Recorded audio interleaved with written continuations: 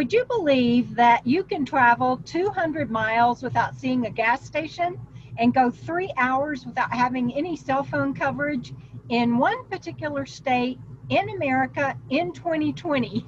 Today we're going to be talking about the state of Nevada. I've told you why I'm here in the desert in the summer. Now let's talk about the state of Nevada and why you would choose to live here as a nomad.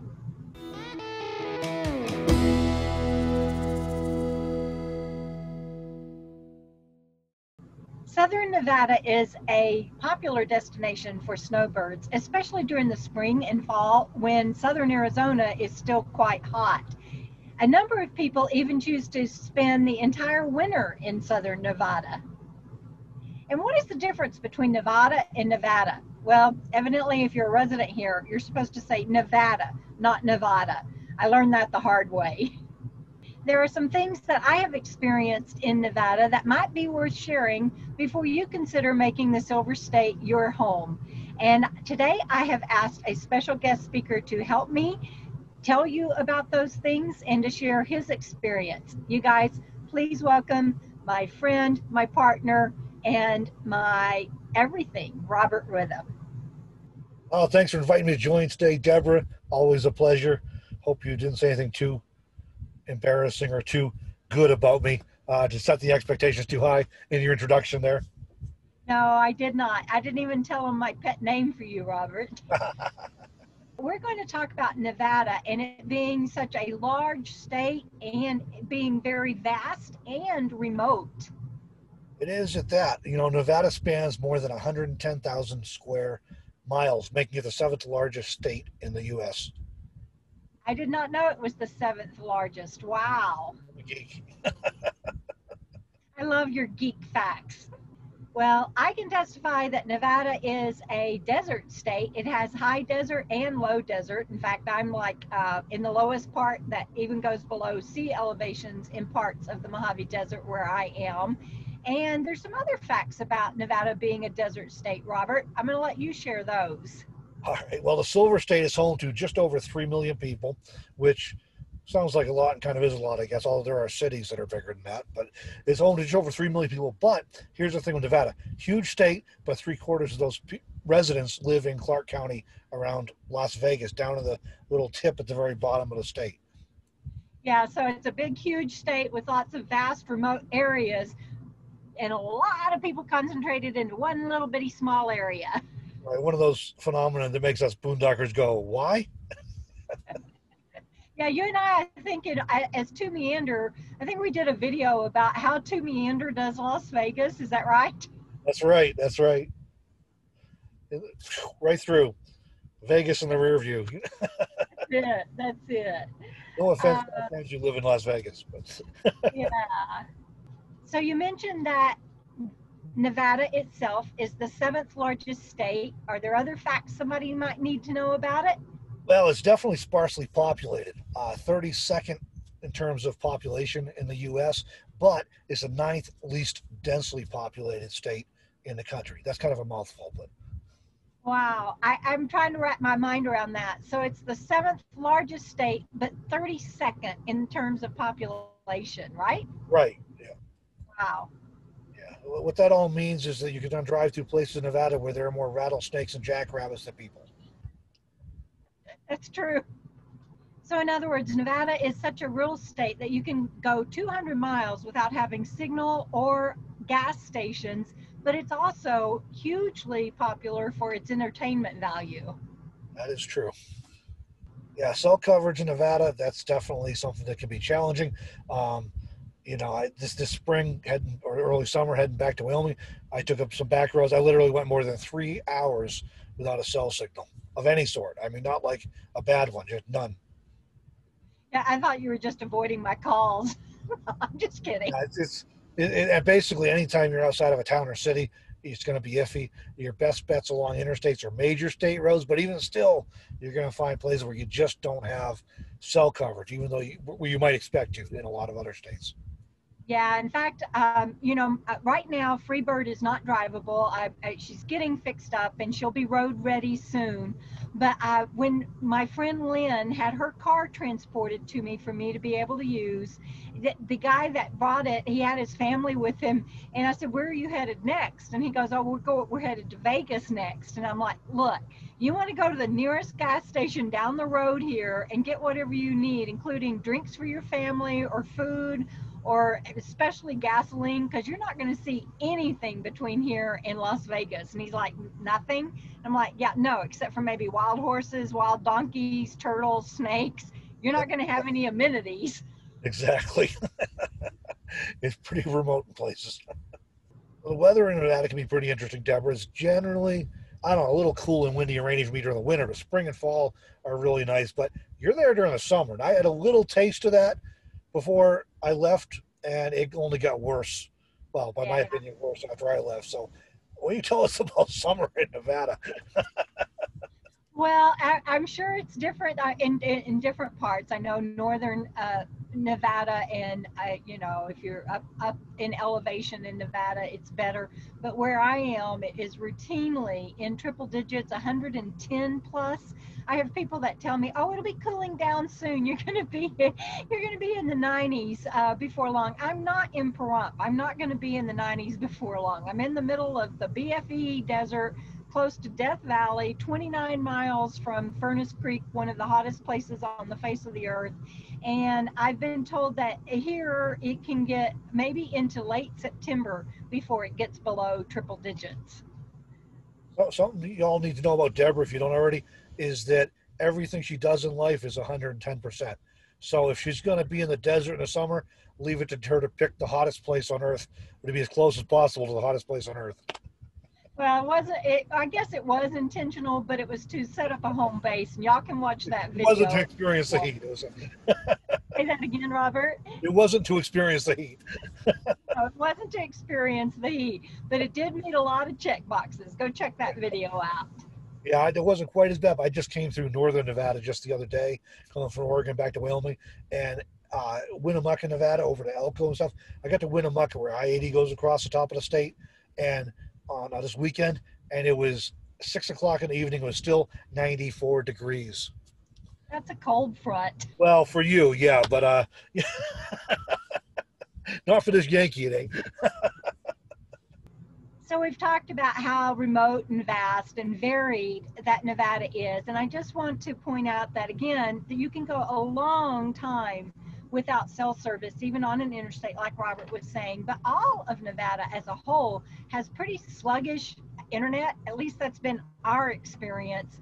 You can, of course, get internet in Vegas, but Pahrump is the largest town unincorporated town, by the way, in Nye County, and you can be in pockets of Pahrump where you can barely get signal, and you can find a few pockets where you can get pretty good signal, but even businesses struggle with internet here. All right, so Nevada, not Nevada, Nevada is known as the Silver State because it has a long history with mining. And in fact, Robert and I, before he left, we got to go to Rhyolite and see a deserted mining town. And you can see that video. It was one of my favorite days of 5 years of being on the road. It was very unique. And that was a lot of fun, a lot of interesting history there. Yeah, these days, so yeah, like you said, mining was a big part of the historic economy in Nevada, if I said that right. But these days, casinos and entertainment are the mainstay of the state's economy. In other words, they now make their money mining tourists rather than metals and minerals. Yeah, yeah. So mining tourist. And by the way, not only casinos and entertainment like that, but I didn't know brothels are still legal in Nevada. Well, yeah, so Nevada, by the way, it's maybe why a lot of you are watching this, but it's a popular state of domicile for full-time nomads, and there's a few reasons for that. Matter of fact, Deborah and I both have moved our domicile, our legal residency, to Nevada. There's a few reasons for it. One is no state income tax. That's a big deal for a lot of people. Now, some nomads are retired; they just have like Social Security, disability. It doesn't matter to them, but if you're still working or if you have investments, capital gains things, that state income tax thing is a big deal. Allows you to keep some more money in your pocket to fund your adventures and whatever else. Um, yeah, another one is just the whole live and let live culture in Nevada is very much a leave me alone and let me live my life culture. And for example, you see that with legalized brothels and stuff. Uh, so Yeah, there's there's there's that. you mentioned it first, Did. It's a huge thing. but it's also relatively easy to uh, prove residency for vehicle registration and driver's license in Yes. Nevada. In fact, Robert, guess what I just recently did? What's that? Well, I did actually like register Freebird, but when I got my new plates, oh, and by the way, if you have to do the DMV wherever you are right now in this virus cray cray in 2020, it is a nightmare. But I finally got her done, and I got specialty license plates. Coco, keep on keeping on, is going to be my license plate. How cool is that? It's awesome. That fits. Nevada is easy to get set up in for domicile. Now, the only state easier in the country is South Dakota. And the Oh, big yeah. distinction is Nevada, generally speaking, requires a receipt for or proof of 30 days. That could be a motel or a RV park receipt. South Dakota is 1 day. Now, there are a few loopholes and workarounds in Nevada, but most people end up going with that route of just showing a 30-day RV park receipt or something. In fact, Robert has done a great article that we will put in the pinned comment and the video description about establishing legal residency in all of the states. And so be sure to check that out. As another big draw for Nevada, or the thing that makes Nevada convenient for nomads, for full-time travelers, things, snowbirds, is just the location. And what I mean by that is a lot of people go to, some people stay in southern Nevada for the winter, as we mentioned, but a lot of them end up in the winter down in like southwest Arizona, below I-10, basically, Southern California. And so southern Nevada makes that nice spring and fall spot, and you're crisscrossing through. So if you have to go to doctor's appointments or get medications refilled or renew your license or plates on your vehicle, anything, it's convenient because you can pass through there. You either already are passing through there because of the way the roads are limited, where you only have just so many roads, or you can easily pass through. And also, right, yeah. And you also have McCarran International Airport in Las Vegas, which is a major airport. And not only can you get flights to anywhere from there, they have some of the best rates, the best prices on airfare going to a lot of other places in the U.S. and internationally. So if you need to make a quick flight home to somewhere or whatever, you can do that right out of there. So it's a convenient spot just because it's sort of a central location for a lot of snowbirds. Now, if you never come down to the desert, that might not be true. But for a lot of snowbirds who are in the desert anyways, and then going back north, it's convenient. You can go through there easily and take care of whatever you got to take care of. Exactly. And that's part of why I'm here, is because I can have my neurology specialist in Vegas and everything and still have the remoteness of Nye County, which I Right. love. And that was after I spent a lot of time debating where to move my own to. And that was the same. I spend time here every spring and fall, sometimes in the winter. It's just convenient because I'm through here enough times that it makes sense to use it as a home base. And Yeah. it checked all the other boxes of easy to do and no state taxes, all that kind of stuff. So those are a lot of the reasons why, but also Nevada is not only home to desert and high desert, it has some very impressive mountains like Mount Charleston. It remains snow-capped for much of the year and is quite impressive and lovely. It is. I remember the first time I saw Mount Charleston, I was really surprised. I'm like, wow, we're in the desert and they got this huge mountains and it's got snow on it. It's so pretty. And I just was really, it was a lot of fun there. You talk about a snow cap, but when you're in the desert and it's nice and you look up and you see it snowing on the mountain, It's or you pretty. get up in the morning and it's like, whoa, we got more snow overnight. Cool. And nice down here, kind of the best of both worlds. Yeah, and while Mount Charleston is high enough to keep snow most of the year, like you said, even the mountains around it will have snow cap for quite a while. Yeah, and there's a perception I think a lot of people I kind of did have that the landscape in Nevada may at first seem like it's boring, and but the truth is it's actually it's pretty diverse, like you mentioned, anyways, and you turned me on to the fact that as you go up and down in elevation, even the plants change. So you're at 3,000, 2,500, 3,000 feet around Pahrump, for example, you got a lot of creosote. and some other cactus. But you go up to like 4,000 feet, you start getting into Joshua trees. And you go up even higher and you get into more stuff. So it's really interesting. It varies a lot. It does. And that was such a pleasure when I found the road that goes up to the top of Mount Charleston.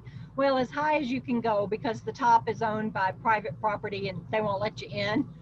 But you can start, like Robert said, in Pahrump with desert scenery, and then you go up and you get into Joshua Tree, almost like Joshua Tree National Forest, and you keep going up and you get into cedars and deciduous trees and some oaks, and then you keep going up and you get into tall ponderosa pines,